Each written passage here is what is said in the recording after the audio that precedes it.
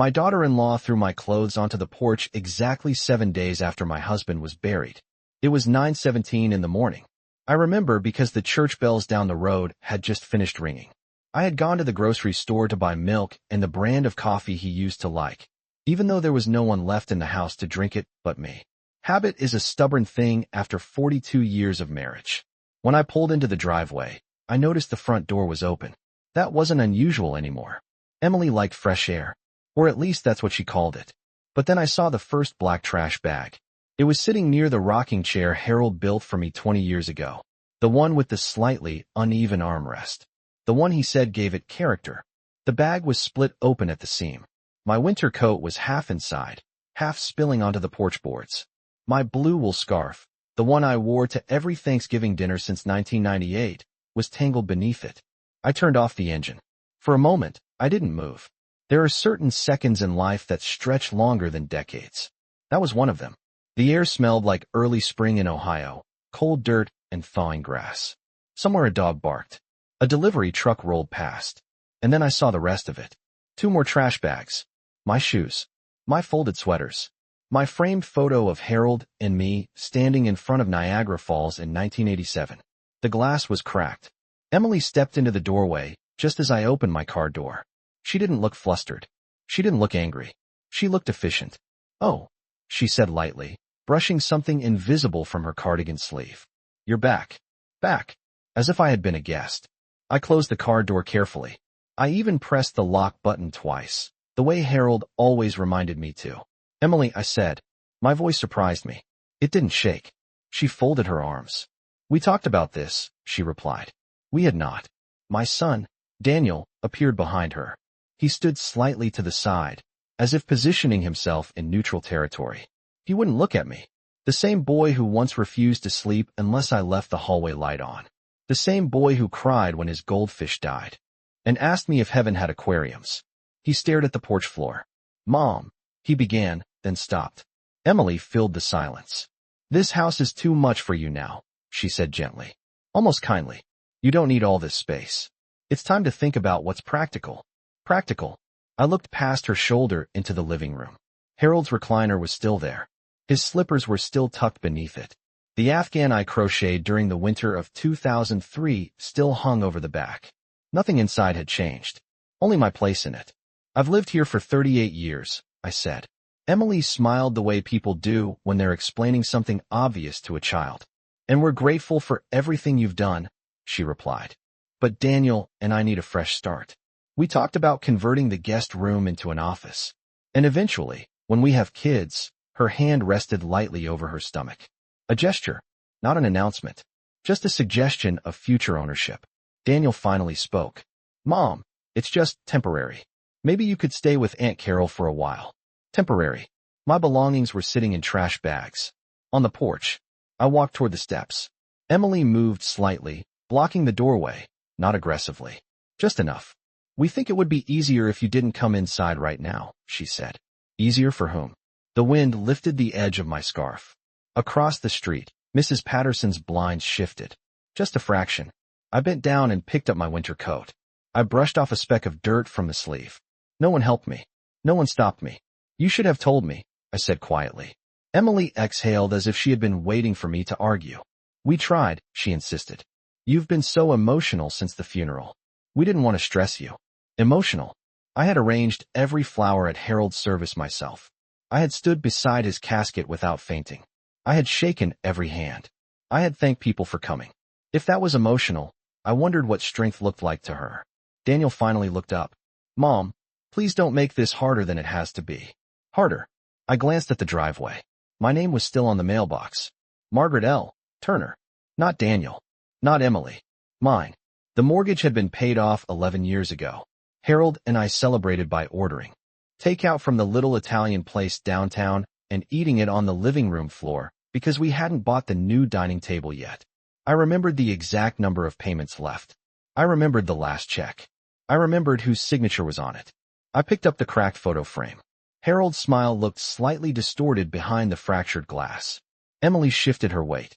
"We already changed the Wi-Fi password," she added casually. "And we're meeting with a realtor next week just to explore options." Realtor. Options. That word echoed louder than anything else she had said. Daniel flinched slightly at that. So he hadn't known she would mention it. Interesting. I see, I said. And I did. This hadn't been a decision made in grief. This had been a plan. Perhaps not born 7 days ago. Perhaps born months ago. In quiet conversations after I went to bed. In whispers over late-night wine.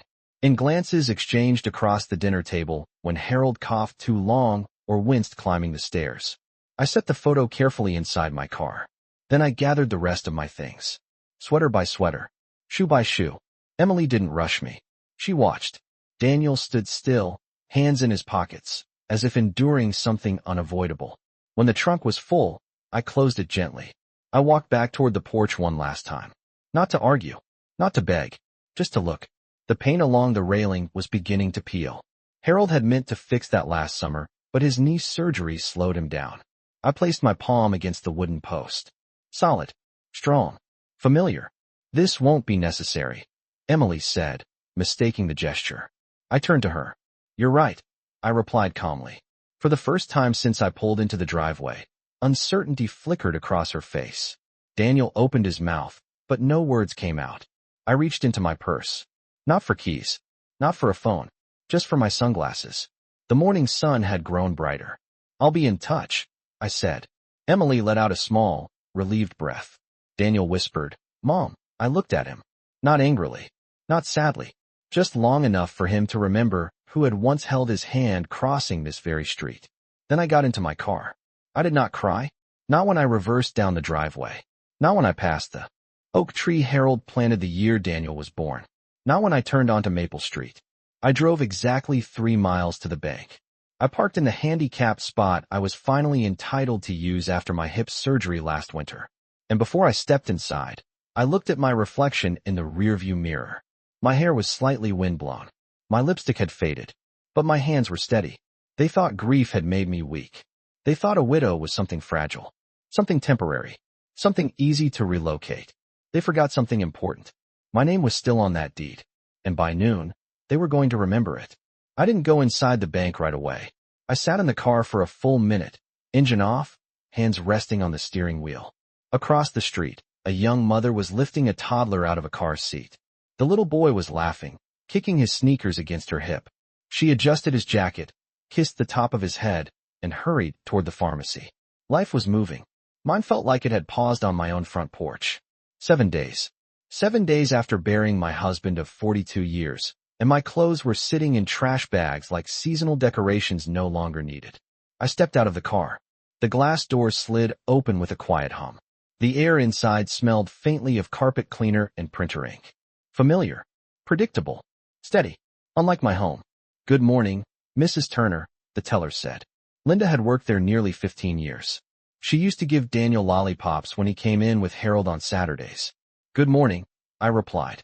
My voice was calm, even pleasant. I'd like to speak with Mr. Hargrove, if he's available. She nodded. Of course. One moment. While I waited, I glanced at the bulletin board near the entrance. Mortgage rates. Retirement planning seminars. Fraud protection notices. Fraud protection. Interesting phrase. Mr. Hargrove came out from his office, adjusting his glasses. Margaret, he said gently. I was sorry to hear about Harold. Thank you, I answered. He gestured toward his office. Please. The door closed behind us with a soft click. I placed my purse on the desk and folded my hands. I need copies of the original deed to my property, I said, and confirmation of the current account structures under my name. He didn't look surprised. He looked cautious. Of course, he said slowly. Is everything all right? I held his gaze. My daughter-in-law seems to believe I no longer live in my own house. There it was. Plain. Simple. Undramatic. He blinked once. I see. No gasp. No shock. Just understanding. He turned to his computer, typing carefully. The keyboard clicks filled the room. Your home, he said after a moment, is solely in your name. It has been since the mortgage was satisfied 11 years ago. There are no secondary claims. Solely in your name. The words settled over me like a coat on a cold day. And the joint savings Harold and I maintained? I asked. That account, he replied, scrolling, automatically transferred to you as surviving owner. There were no additional authorized users. No additional authorized users. I thought about the way Emily had said realtor, the way she'd said options, the way Daniel had avoided my eyes. Has anyone requested access? I asked. He shook his head. No one can without your written consent. Good. Very good. I'd like to make a few adjustments, I continued. Remove online visibility from any shared household devices, and flag the property deed for any attempted inquiries. His eyebrows lifted slightly. Certainly. He didn't ask for details. He didn't need to.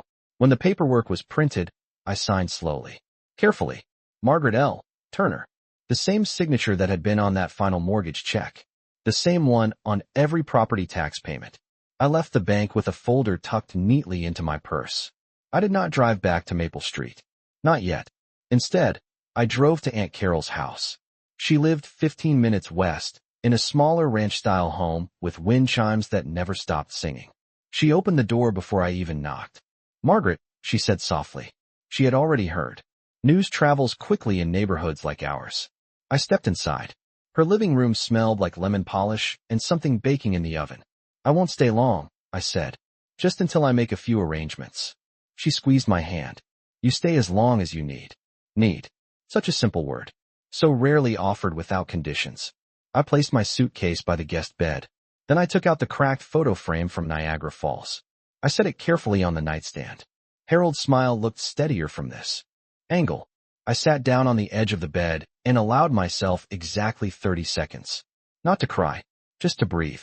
Emily believed this was about space, about practicality, about a fresh start. But I knew something else.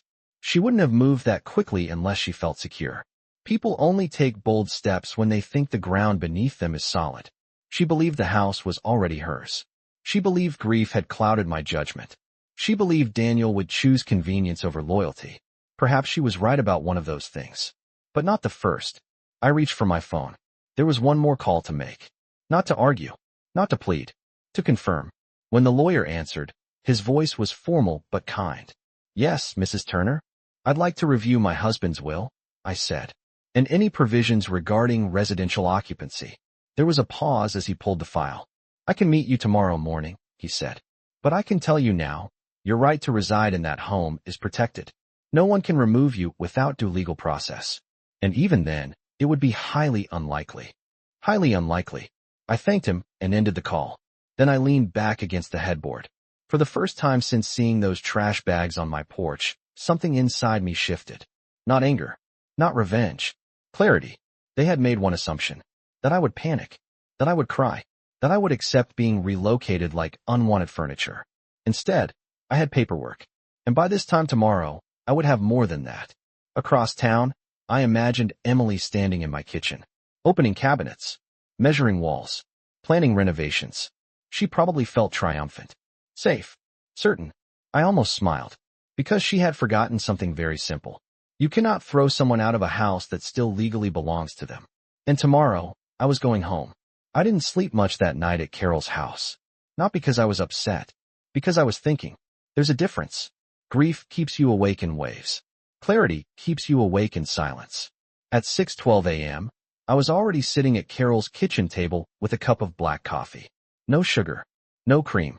Harold always said I drank it like a business meeting. Outside, the sun was just rising over the fence line. The neighborhood was quiet except for a lawn sprinkler ticking somewhere down the block. Carol shuffled in wearing her robe. You going back today? She asked gently. Yes, I said.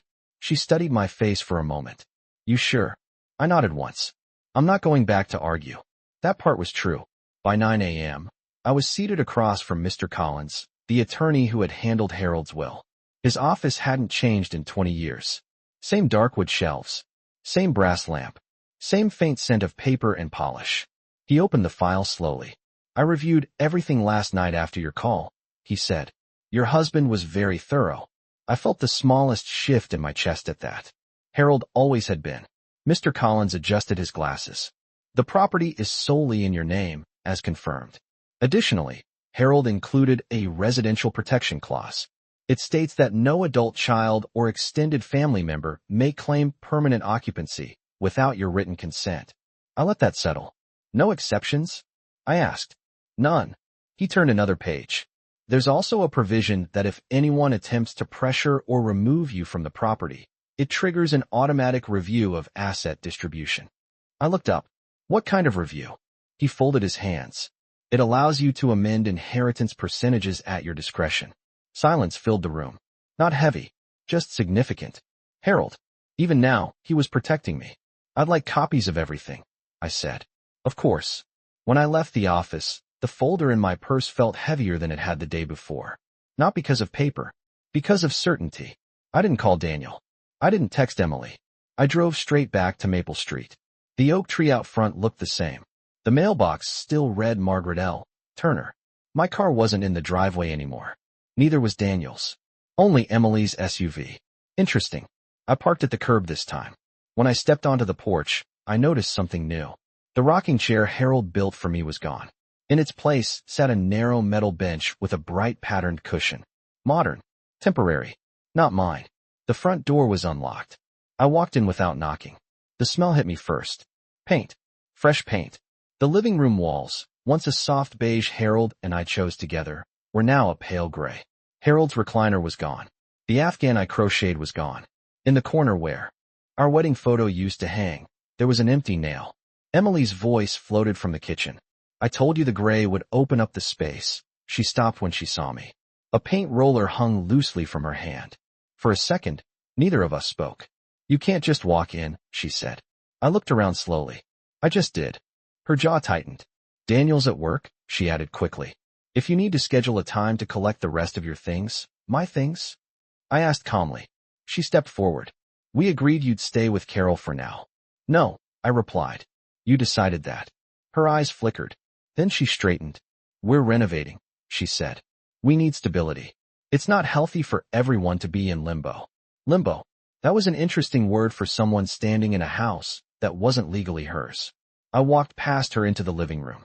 The coffee table Harold refinished himself had been replaced with a glass one. Thin legs. Sharp corners. I placed my purse down on it carefully. You removed my chair, I said. We donated it, she answered quickly. It didn't match. Didn't match. 42 years of life didn't match her color palette. I turned toward her.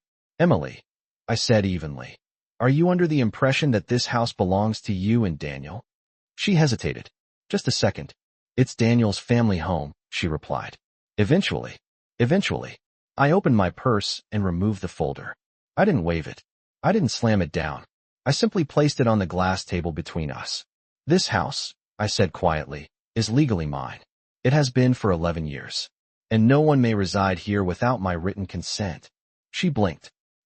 Daniel told me. What did he tell you? Her confidence shifted. We assumed, after the funeral, things would transition. Transition into what? I asked. She didn't answer.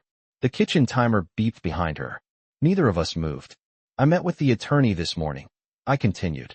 There are also clauses regarding attempted removal or pressure. Her grip tightened on the paint roller.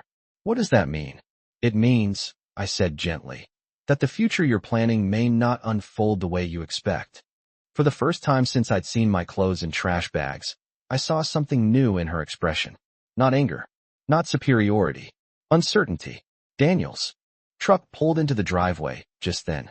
The sound of the engine shutting off echoed through the house. Emily glanced toward the door, then back at me. And in that brief moment, I understood something clearly. She hadn't expected me to come back prepared. She had expected tears. Instead, she was looking at paperwork. And I wasn't finished yet. Daniel stepped into the house slowly. He saw me first. Then he saw the folder on the glass table. Then he saw Emily still holding the paint roller like she wasn't sure whether to set it down or defend herself with it. Mom, he said. Just that. One word. Heavy. Careful. I turned toward him. You're early, I said calmly. He glanced around the room, taking in the gray walls, the missing furniture, the tension sitting between us like a fourth person. I thought you were staying at Aunt Carol's, he said. For the night, I replied. Not permanently. Emily crossed her arms. We were just talking about expectations, she said quickly. Expectations. I looked at my son. Daniel, did you tell your wife that this house belongs to her? He hesitated. That's not what this is about, he said. It is exactly what this is about. He ran a hand through his hair, the same nervous gesture he had when he was 12 and forgot to study for a math test. Mom, We just thought, after Dad passed, it would make sense to reorganize things. Reorganize? I asked softly. He looked toward the empty corner where Harold's recliner used to be. We're starting a family, he said. We need space. Stability. Stability. I let the word sit there. When your father and I bought this house, I said, we were 27. We had one car. We ate canned soup 3 nights a week to make the mortgage payment. Daniel didn't respond. We didn't need stability handed to us. I continued. We built it. Emily stepped forward. No one is denying what you've done, she said. But it's time to think practically. This house is too large for one person. One person. I repeated. Daniel shifted uncomfortably. That's not what she meant. It is, I said quietly. Silence fell over the room. I opened the folder again and slid a copy of the deed across the glass table toward Daniel. He didn't pick it up right away. You're the only legal owner, he asked finally. Yes. And it's been that way since 2014. He looked at Emily. She avoided his eyes. You told me, he said slowly, that Dad had started transferring things. Emily's jaw tightened. I said we discussed future planning, she replied. You're twisting it. No, Daniel said. I'm clarifying it. The air shifted. This wasn't about me for a moment. It was about what had been said behind closed doors. I stayed quiet. That's something age teaches you. You don't interrupt when truth is trying to surface. I assumed, Daniel continued, that eventually the house would come to me. Eventually, I said. Yes. Through inheritance. Not eviction. Emily set the paint roller down. We weren't evicting you, she insisted. We just thought a transition would be smoother if it happened now. By putting my belongings in trash bags. I asked. Her silence answered for her. Daniel looked down at his shoes. I didn't know she was going to do that, he said. I believe you, I replied. Emily's head snapped toward him. You're seriously going to pretend you're innocent in this? He didn't respond. I walked slowly toward the hallway. The guest room door was open. My sewing machine was gone. Boxes lined the walls. A measuring tape lay across the bed. I could see the future they had been planning. An office. A nursery. A redesigned life where I was a footnote. I turned back toward them. Your father added a clause to his will, I said calmly. If I am pressured or removed from this home, inheritance percentages may be adjusted. Daniel's eyes lifted sharply. What does that mean? It means, I answered, that respect was not optional. Emily went pale. You're threatening us? She asked. No, I said evenly. I'm informing you. I stepped back into the living room. I am not asking you to leave today, I continued. But we are going to establish terms. Terms. Emily repeated. Yes. Daniel swallowed. What kind of terms? The kind that remind everyone whose house this is. I let that settle. This is not punishment, I added. It is clarity. The kitchen clock ticked loudly. Outside, a car passed. Normal sounds. Unchanged world. Inside, something fundamental had shifted. For the first time since Harold's funeral, I was not reacting. I was deciding. You may stay, I said finally. For now, but there will be a written occupancy agreement. No renovations without my approval. No property discussions without me present. And no more decisions made about my life without my consent. Emily stared at me. Daniel looked relieved and ashamed at the same time. And if we don't agree?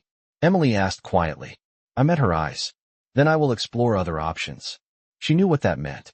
The will. The clause. The future she had already begun decorating in gray. Daniel stepped closer.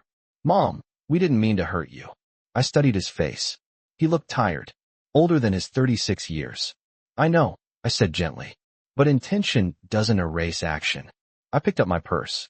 I'll be staying here tonight, I added. In my bedroom. Emily opened her mouth, then closed it. Daniel nodded slowly. I walked down the hallway toward the master bedroom. The door was half closed. For a second, I hesitated. Then I pushed it open. Harold's side of the closet was still full. His shirts still hung in order of color. They hadn't touched that. Not yet. I stepped inside and closed the door behind me. And for the first time in 8 days, I felt something steady beneath my feet. Not grief. Not anger. Ownership. And this time, everyone in the house understood exactly what that meant. That night, I slept in my own bed. Not well, but I slept there. Harold's pillow was still slightly indented, as if memory had weight. I didn't move it. I didn't wash the sheets. I didn't change anything. Some things deserve time. Around midnight, I heard soft footsteps in the hallway. A whisper. A door closing carefully. I didn't get up. I didn't need to. The house was listening now. And so was I. In the morning, I woke before anyone else. 6:03 a.m. The same time I'd woken for years to pack Daniel's school lunches, then later to make Harold's coffee before his commute. Routine has a long memory. I walked into the kitchen quietly. The gray paint looked colder in daylight. My ceramic mixing bowls were gone from the open shelf. In their place sat a row of matching white containers I didn't recognize. I opened a cabinet. My dishes were stacked to the back. Emily's newer set was in front. Small changes. Strategic ones. I brewed coffee in my old machine instead of the new stainless steel one on the counter. The sound was louder. Familiar. A few minutes later, Daniel entered the kitchen. He stopped when he saw me sitting at the table. "Morning," he said cautiously. "Good morning." He hesitated before sitting across from me. "You're really staying?" he asked. "Yes." He nodded slowly. Emily came in next. Her posture was composed, but her eyes were alert, like someone recalculating. She poured herself coffee without asking if I wanted any. That was new. "We should talk about the agreement," she said. "We will," I replied. Daniel looked between us. "I don't want this to turn into a legal battle," he said. "Then don't treat it like a takeover," I answered gently. Silence again. Emily leaned against the counter. "We weren't trying to push you out," she said. "We were trying to plan ahead." "Planning ahead does not require trash bags," I said. She didn't respond. Instead, she changed direction. "What exactly are you proposing?" "Direct." "Good." I folded my hands on the table. "A formal occupancy agreement," I said. "You and Daniel may reside here temporarily. Utilities will be shared. No structural changes without written approval.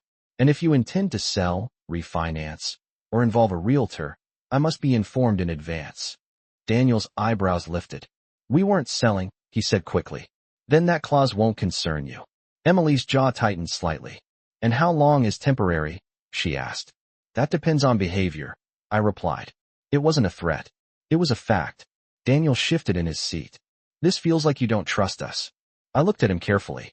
"You placed my belongings outside without telling me." He looked down. "That wasn't my idea. But it was your house to protect," I said quietly. He had no answer for that. Emily pushed off the counter. "So if we don't sign?" "Then I explore alternatives," I said calmly. "Meaning what?" she pressed. "Meaning I reconsider living arrangements and inheritance structures." There it was. Clear. Undramatic. Daniel inhaled slowly. "Dad really added that clause?" "Yes." "And you'd actually change it?" I held his gaze. "I hope I won't have to." The room felt smaller. Not because of the walls. Because of reality settling in. Emily finally spoke, her tone more measured. "Okay," she said. "Draft the agreement." It wasn't surrender, but it wasn't defiance either. It was calculation. After breakfast, Daniel left for work. Emily stayed home. I walked through the house slowly. The hallway photos were still up. My wedding portrait remained untouched. Interesting. I stepped into the garage. Harold's tools were still arranged on the pegboard exactly as he'd left them. No one had moved those. Some things, even Emily, didn't dare change. Back inside, I noticed something else. The small wooden box where Harold kept important papers was missing from the bookshelf. I paused. Not panicked. Just aware. I walked into the guest room, the one they planned to convert. The box sat on the dresser. Open. Empty. I turned slowly. Emily stood in the doorway. "I was organizing," she said. "Those documents were not yours to organize," I replied. "I didn't take anything," she insisted. "Good." I walked past her and picked up the box. Even if nothing was missing, the gesture mattered. Boundaries had already been crossed once. They would not be crossed quietly again. As I returned to the living room, I noticed Daniel's truck pulling into the driveway earlier than usual. That was new. He entered quickly. "Mom," he said, slightly out of breath. "A realtor just called me." I raised an eyebrow. "Why?" "They said Emily reached out last week about a preliminary valuation." The room went still. Emily's face drained of color. "It was just information," she said quickly. "We weren't committing to anything." Daniel looked at her. "You told me we weren't moving." "We're not," she replied. "I was just exploring options." Options. That word again. I set the wooden box down gently on the table. "I think," I said calmly, "we need that agreement drafted sooner rather than later." Daniel didn't argue this time. He nodded. Emily said nothing. And as I stood there in my own living room, I understood something clearly. This was never about space. It was about control. And control, like ownership, leaves a paper trail. By the end of the week, that paper trail would be very clear. For everyone. By Thursday morning, the house felt different. Not louder. Quieter. The kind of quiet that comes after people realize the rules have changed. Daniel left early for work without much conversation. He kissed Emily on the cheek, avoided my eyes, and grabbed his keys. Emily stayed in the kitchen, scrolling through her phone. I was at the dining table with my laptop open. Yes, I own a laptop. Harold insisted I learn how to use one properly after he retired. Information, he used to say, is protection. I was drafting notes for the attorney. Clear points. Simple language. No emotion. Temporary occupancy. No renovation without written consent. No listing, valuation, or contact with realtors. Financial contribution structure. Duration review every 6 months. When I finished, I closed the laptop gently. Emily looked up. You're really doing this, she said. Yes. She set her phone down. You're turning this into a business arrangement. It became one when my belongings were placed outside. Her lips pressed into a thin line. You're punishing us. No, I replied. I'm protecting myself. There's a difference. She stood and walked toward the window. You don't trust me, she said quietly. I took a breath. Trust is not automatic. It's maintained. She didn't respond. That afternoon, I drove to the hardware store. Not because anything was broken, because something needed to be installed. When I returned, I carried a small box inside. Daniel was home early again. What's that? He asked. A lock, I answered. For what? For the file cabinet in my bedroom. He blinked. You think we'd go through your things? I think boundaries are clearer when they are physical. Emily folded her arms. This is getting ridiculous. No, I said calmly. This is getting defined. I installed the lock myself. Harold taught me how to use a drill years ago. I didn't rush. I measured twice. Click. Secure. Daniel stood in the doorway watching. You don't have to do this, he said softly. I didn't have to pick my clothes up off the porch either, I replied. He looked away. That evening, the attorney emailed the draft agreement. I printed 3 copies and placed them neatly on the dining table. Daniel read it first. Slowly, Emily leaned over his shoulder. It says we contribute to utilities and maintenance, she said. Yes. We already buy groceries. And you will continue to, I answered. Daniel turned the page. It says no structural changes without written consent. That includes painting, I added. Emily stiffened. You're serious about the paint? Yes. That's cosmetic. It's my house. Silence again. Daniel reached the final page. It also says, he read carefully, that if either party violates terms, residency can be revoked with 30 days' notice. That is correct. Emily stepped back from the table. So we're tenants now? You are residents by permission, I said. Evenly. The words weren't cruel. They were accurate. Daniel looked exhausted. Mom, is there any version of this where we just go back to normal? I studied him for a moment. Normal ended the day my belongings were placed in trash bags. The clock on the wall ticked loudly. Outside, a neighbor's lawn mower started up. Life continuing, as always. Emily finally spoke. If we sign this, what guarantees do we have? Guarantees. I repeated. That you won't suddenly change the will. That you won't hold this over us forever. I held her gaze. Respect guarantees stability. She didn't like that answer. But she understood it. Daniel picked up a pen. He looked at me once more. Is this what Dad would have wanted? He asked quietly. Yes, I said. He wanted me safe. That was the truth. Daniel signed first. Emily hesitated longer. Her hand hovered above the paper. This was not the future she had imagined. No gray walls of control. No quiet transition of ownership. Just a document. Clear. Enforceable. Finally, she signed. I signed last. Margaret L. Turner. The ink dried quickly. I gathered my copy and placed it inside the newly locked cabinet in my bedroom. When I returned to the living room, Daniel was sitting on the couch. Emily was in the kitchen, silent. You didn't have to escalate it this far, he said. I didn't escalate, I replied. I responded. He nodded slowly. I should have stopped it, he admitted. Yes, I said gently. You should have. He didn't argue. That night, the house felt different again. Not tense. Balanced. Lines had been drawn. Clear ones. As I stood at the kitchen sink washing my own cup, I noticed something small but telling. The gray paint sample cards were gone from the counter. The measuring tape was no longer on the guest bed. The house was quiet, respectful, for now, but something told me this wasn't finished. Because control rarely gives up without testing the edges. And I had a feeling the edges were about to be tested again. For 3 days, the house operated under the new agreement. Quiet mornings, careful conversations, measured footsteps. Emily no longer rearranged furniture. Daniel no longer avoided eye contact. On the surface, everything looked settled. But peace that arrives too quickly is usually temporary. It happened on Sunday afternoon. I was in the backyard trimming the rose bushes Harold planted along the fence line. They hadn't been touched since his hospital stay last fall. The thorns were sharp. So was memory. Inside the house, I could hear faint voices through the open kitchen window. Emily's tone was low but quick. Daniel's was strained. I didn't lean closer. I didn't need to.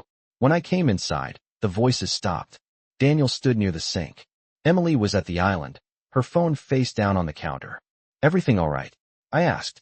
Fine, Daniel said too quickly. Emily forced a small smile. Just talking about budgeting. Budgeting. Interesting. I washed my hands slowly. Good, I said. Because the property tax notice came in yesterday. Daniel stiffened slightly. It did. Yes. It's on my desk. He glanced toward the hallway. Emily spoke before he could. We assumed we'd help with that, she said. Of course, I replied. As residents, that's appropriate. Her jaw tightened again.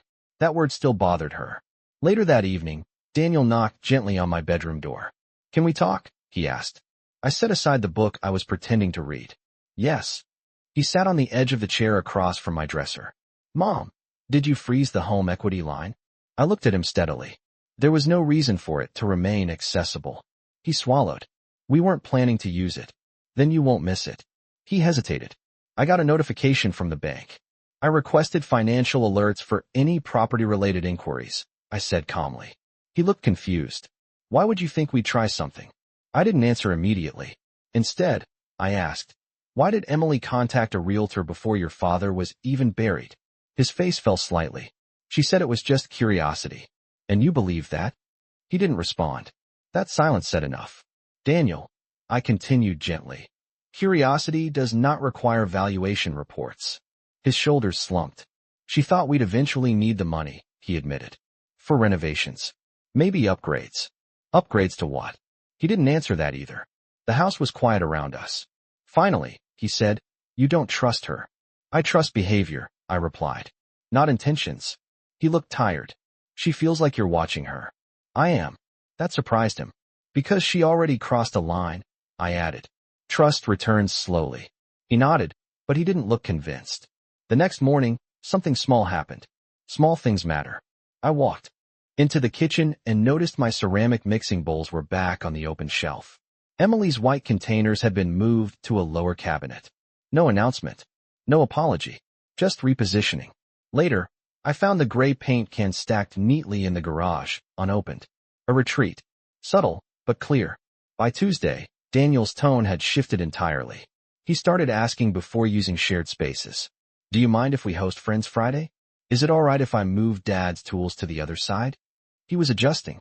Emily, however, was quiet in a different way. Controlled. Observing. That evening, I checked the mail. Among the envelopes was one addressed to Daniel and Emily jointly. From a mortgage lender. Pre-approval information.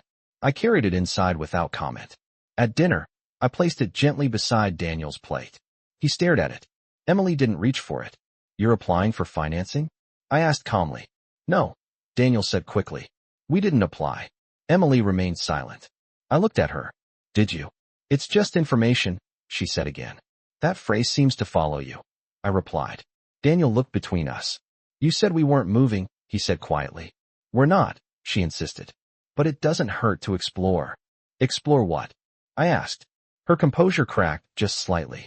Options, she said. There it was again. The word she hid behind. I folded my hands on the table. If you intend to purchase your own home, I said evenly, I will support that fully. But this property will not be leveraged for it. Daniel's eyes widened. You think we'd use this house as collateral? I think clarity prevents mistakes. Silence. Emily pushed her chair back slightly. You're making this unbearable, she said. No, I answered calmly. I'm making it transparent. She stood and left the table. Daniel remained seated. I didn't know about the lender, he said quietly. I believe you, I replied. He rubbed his temples. She feels like she has to secure something. Secure what? He didn't answer. Security. Control. Ownership. Different words. Same hunger. After dinner, I walked through the living room. The gray walls still looked cold, but they were no longer advancing. The house felt steady, balanced. But I understood something clearly now. Emily hadn't given up. She had adjusted strategy. And when someone shifts from direct action to quiet planning, you don't relax. You observe. Because the next move rarely comes from the front. It comes from the side. And I had no intention of being caught off guard again. By the end of the second week, the house felt orderly. Too orderly. Daniel had stopped mentioning future plans. Emily had stopped saying the word options. The mortgage lender letters stopped arriving. On the surface, everything was calm. But calm isn't always peace. Sometimes it's regrouping. It was Wednesday afternoon when the doorbell rang. I was in the living room sorting through a box of Harold's old paperwork. Not because I had to. Because I wanted to understand every piece of our history. Daniel was at work. Emily was upstairs. I opened the door. A man in a navy blazer stood on the porch holding a clipboard. Good afternoon, he said. I'm here to do a preliminary exterior assessment. Of what? I asked. The property on file for valuation review. I didn't step aside. Who requested that? He glanced at his tablet. Inquiry submitted last week. Joint interest. Joint interest. I kept my voice level. There is no joint interest. This property has one legal owner. He hesitated. I can reschedule if needed. There will be no need, I said calmly. You may note that the inquiry was unauthorized. His eyes flickered with understanding. Yes, ma'am. He left without argument. I closed the door gently. Upstairs, I heard movement. Emily appeared at the top of the staircase. Who was that? She asked. A man evaluating a house he has no permission to evaluate. Her face went still. I didn't schedule anything, she said. I looked at her. Not accusing. Just steady. Then someone used your name. Silence stretched. Then she exhaled. It was informational, she admitted. They said a drive-by wouldn't require consent. Consent is not optional here, I replied. She came down the stairs slowly. You're overreacting, she said. It's just market research. On my home. It affects us too. No, I said evenly. It does not. Her composure cracked again.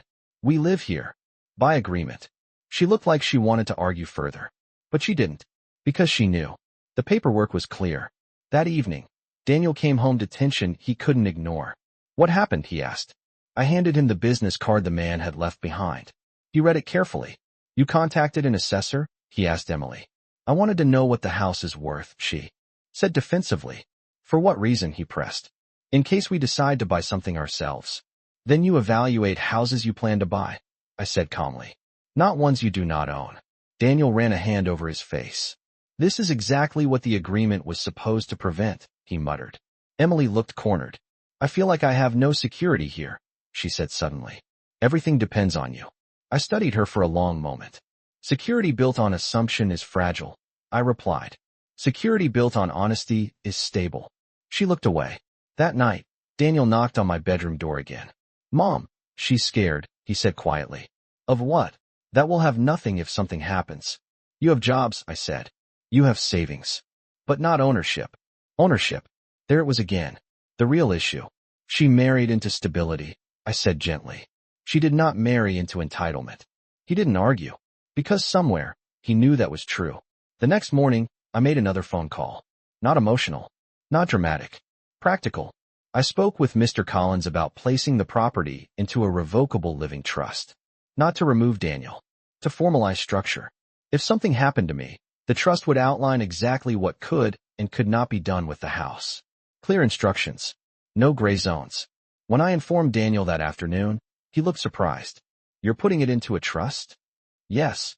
Why? Because clarity protects everyone. Emily's reaction was quieter. She didn't protest. She didn't argue. She simply absorbed the information. And for the first time since this began, I saw something shift in her expression. Not calculation. Restraint. The drive-by valuation had failed. The home equity line was closed. The agreement was signed. Now the property would sit inside a legal structure she couldn't maneuver around. That evening, I walked onto the porch. The rocking chair was still gone. The metal bench remained. I sat anyway. The air was cool, steady. Through the window, I could see Daniel and Emily talking softly in the kitchen. No raised voices. No gestures. Just conversation. Perhaps they were recalculating again. Perhaps they were finally understanding. Either way, one thing was certain. This house was no longer a question mark. It was defined. And when something is clearly defined, the games tend to stop. Or they become very obvious. I had paperwork. I had structure. And now I had something. Even stronger. Control that didn't need to shout.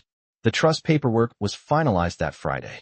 Mr. Collins emailed confirmation just after noon. The house at 214 Maple Street was no longer simply mine.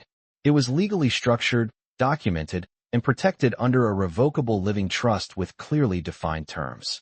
I printed the confirmation and placed it inside the locked cabinet. Then I made copies. Not because I expected a fight.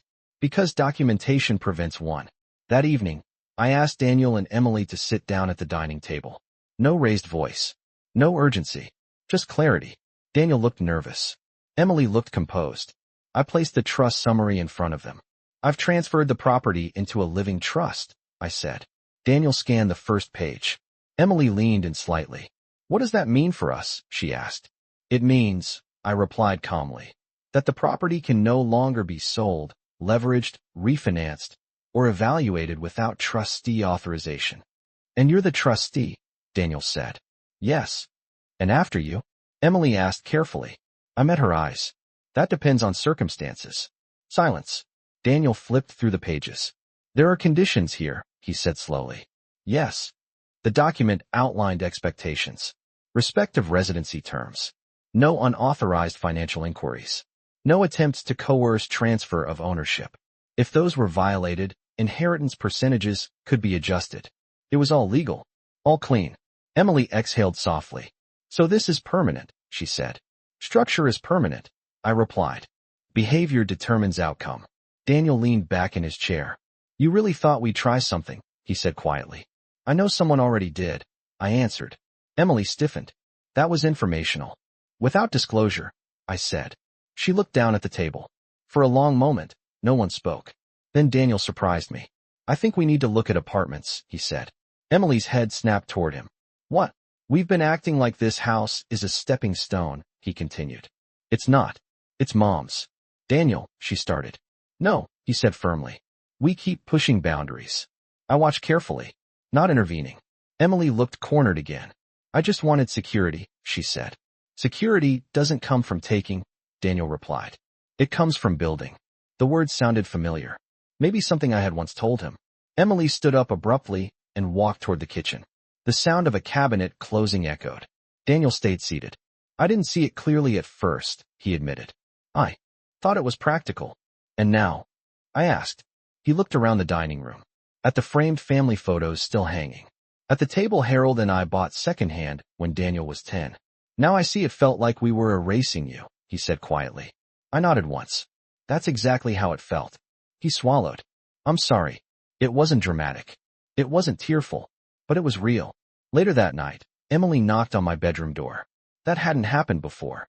Can I come in? She asked. Yes. She stood near the doorway, not fully entering. I didn't grow up with stability, she said carefully. My parents lost their house twice. I listened. When I married Daniel, she continued, this place felt safe. Permanent. And you tried to make it yours, I said. She didn't deny it. I thought if we moved things around quickly, it would feel like ours before it could disappear. I considered that. Fear often disguises itself as control. You don't need to remove someone to feel secure, I said quietly. She looked down. I handled it wrong. Yes, I replied. Another silence. Different this time. Less defensive. What happens now? She asked. Now, I said, we coexist respectfully. Or you find your own foundation. She nodded slowly. I don't want this to be a war. It doesn't have to be. She left without another word. The next morning, something changed again. Daniel began researching rentals during breakfast. Not secretly. Openly. Emily didn't object. The tension in the house shifted from confrontation to decision. And for the first time since the trash bags on the porch, I felt something steady and clean. Not victory. Balance. Because sometimes the strongest response isn't forcing someone out. It's making the structure so clear that they decide to step back on their own. The house felt different that weekend. Not divided. Defined. And when something is clearly defined, people stop testing it. Or they move elsewhere. Either way, control had returned quietly. Exactly where it belonged. By Monday morning, the house felt lighter. Not empty. Just honest. Daniel left early again. But this time, he didn't avoid me. He paused by the kitchen counter while I was slicing an apple. I scheduled a few apartment viewings, he said. I nodded. That's responsible. Emily stood near the sink, drying a mug. She didn't interrupt. She didn't argue. That, more than anything, told me the shift was real. After he left, the house grew quiet. Emily remained in the kitchen for a moment, then finally spoke. We're not leaving because you forced us, she said. I know, I replied calmly. She studied me, as if trying to understand something she hadn't expected. You really would have let us stay, she said. Yes. Even after everything? Yes. She looked down at the countertop. I thought you were building a case to push us out. I was building a structure, I said. There's a difference. She didn't respond. That afternoon, Daniel came home earlier than usual. He looked tired, but focused. There's a townhouse about 15 minutes away, he said. 2 bedrooms. Small yard. Emily's eyes flickered. That's far from here, she said. It's closer to my office, he replied. She didn't argue. Instead, she asked, when can we see it? Tomorrow. The conversation was practical. Neutral. No drama. That was new. Later that evening, I walked through the living room slowly. The gray walls were still there. The metal bench was still on the porch. But the energy had shifted. Boxes had begun to appear quietly in the hallway. Not rushed. Not secret. Intentional. At dinner, Daniel cleared his throat. If we get approved, he said carefully, we'd probably move out in about 3 weeks. I nodded once. That seems reasonable. Emily looked at me. You're not upset? No, Daniel frowned slightly. You don't feel like we're abandoning you? I set my fork down gently.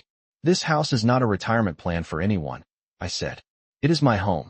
I have friends. I have routines. I am not alone. He absorbed that. Emily spoke softly. I didn't think about it that way. I know, I replied.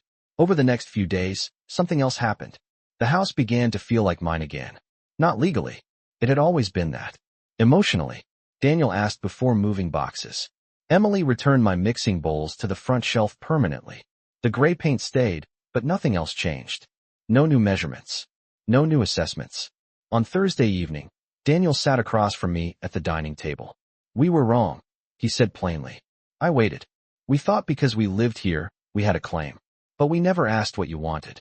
That's correct, I said. He nodded. I'm sorry I didn't stop it sooner. I accept that. I replied. Emily stood nearby, listening. I didn't mean to erase you, she said quietly. I know, I answered. But erasing doesn't require intention. It requires assumption. She let that sink in. The following Monday, Daniel and Emily were approved for the townhouse. They signed their own lease. Their own responsibility. Their own stability. When Daniel told me, there was something different in his tone. Pride. Not entitlement. We'll move at the end of the month, he said. I'll help, I replied. Emily looked surprised. You would? Yes. Because this was never about pushing them out. It was about pushing back. On the morning they began packing seriously, I stood in the doorway of the guest room. The measuring tape was gone. The paint samples were gone. The room looked the way it had before all of this began. Neutral. Undisturbed. Daniel carried a box past me. Mom, he said quietly. Thank you for not destroying us. I met his eyes. I didn't need to. That was the truth. Revenge is loud. Protection is quiet. And protection lasts longer. That evening, as I sat alone on the porch, the air felt steady again. Not victorious. Just balanced. The metal bench would be replaced soon. I had already ordered a new rocking chair, custom wood, similar to the one Harold built. Not identical. Nothing ever is. But close enough. Inside, the house was calm. No tension. No whispers. Just walls that understood their boundaries. They had thrown my clothes onto this porch. They had believed grief made me fragile. Instead, it made me precise. And precision is something you don't see coming. In 3 weeks, the house would be quiet again. Fully. But this time, it would not feel empty. It would feel respected. Moving day arrived quietly. No shouting. No slammed doors. No last-minute arguments. Just boxes. Daniel rented a small moving truck. Nothing oversized. Nothing dramatic. It fit neatly in the driveway under the oak tree Harold planted the year Daniel was born. I stood on the porch when they began loading. The new rocking chair had arrived 2 days earlier. Solid oak. Smooth finish. Not identical to Harold's, but sturdy in its own way. I sat in it as they carried their life out of my house. Not to supervise, just to witness. Emily carried a box labeled kitchen. She paused at the top of the steps. For what? It's worth, she said quietly. I never hated you. I know, I replied. She nodded once and continued down the steps. Daniel came out next with a lamp from the guest room. He hesitated before walking past me. You don't have to stay outside, he said. We've got it. I'm not here to manage, I answered. I'm here to say goodbye properly.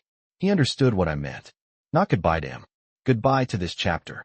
By noon, the living room looked different again. Their furniture, temporary pieces they'd brought in, was gone. The gray walls remained, but the space felt open. Uncontested. Daniel wiped his hands on his jeans and walked over to the porch. I'll repaint before we leave, he offered. You don't have to, I said. I want to. I studied his face. He meant it. Soft beige, I replied. Like it was. He smiled faintly. Dad's color. Yes.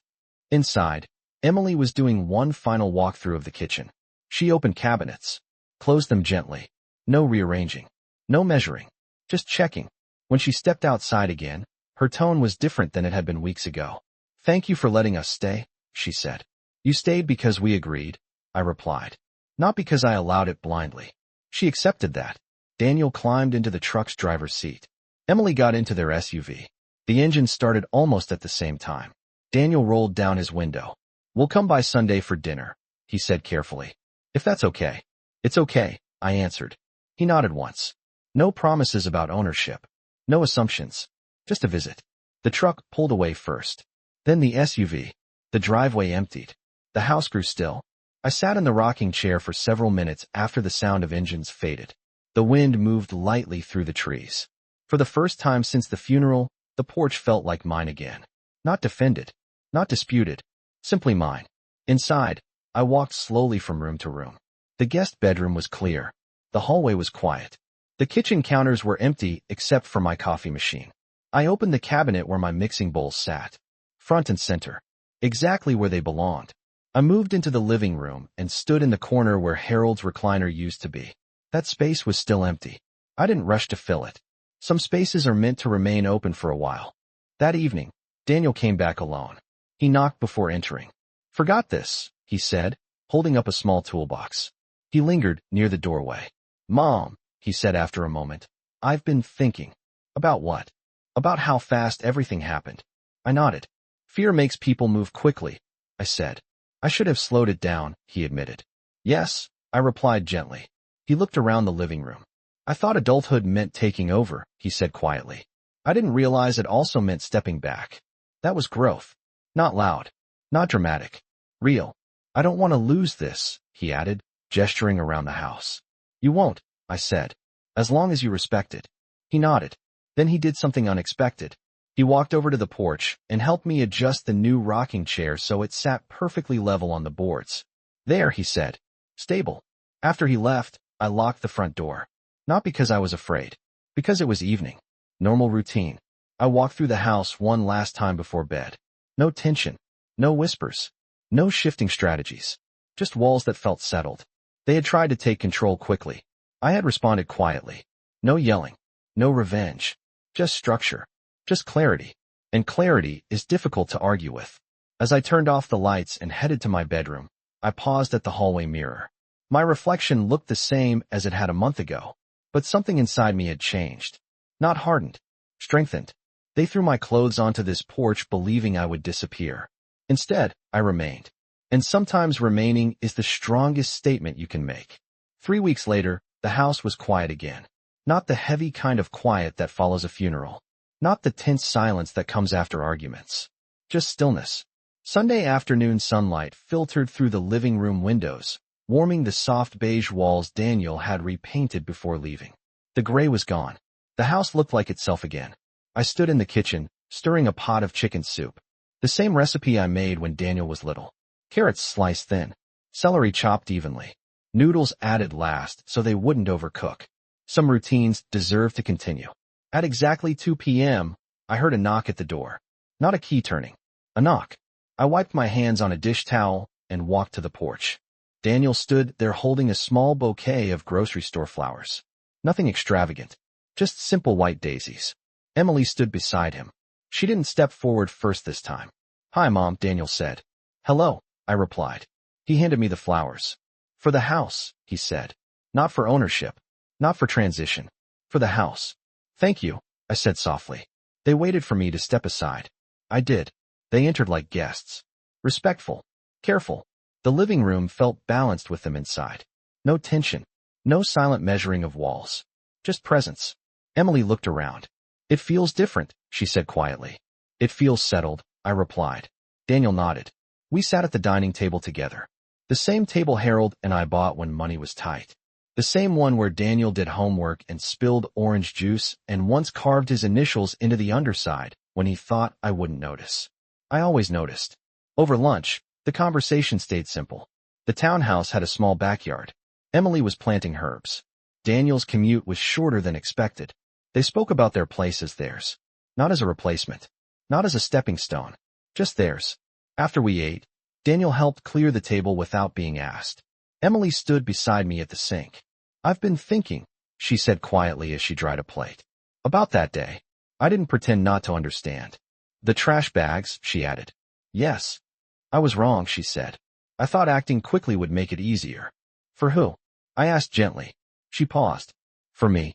That honesty mattered. "I let fear decide for me," she continued. "I won't do that again." I studied her for a moment. "Fear doesn't make someone bad," I said, "but it does reveal what they value." She nodded slowly. In the living room, Daniel was adjusting the new rocking chair slightly, making sure it sat level. He looked up at me. "Dad would have liked this one," he said. "Yes," I answered. "He would have." Later, when they prepared to leave, Daniel paused at the doorway. "You're okay here?" he asked. "I've always been okay here," I replied. He smiled faintly. "I didn't see that before." "I know." Emily stepped forward. "We'll call before coming next time," she said. "That would be appreciated." They walked down the steps together. The oak tree cast a long shadow across the driveway. As their car pulled away, I didn't feel abandoned. I felt at peace. I returned inside slowly. The house didn't echo. It breathed. In the hallway, I paused in front of the mirror again. The same face. The same house. But a different understanding. Grief had not made me weak. It had made me precise. They had thrown my clothes onto this porch believing I would fold. Believing that without Harold, I would lose my footing. Instead, I found it. Not through shouting. Not through revenge.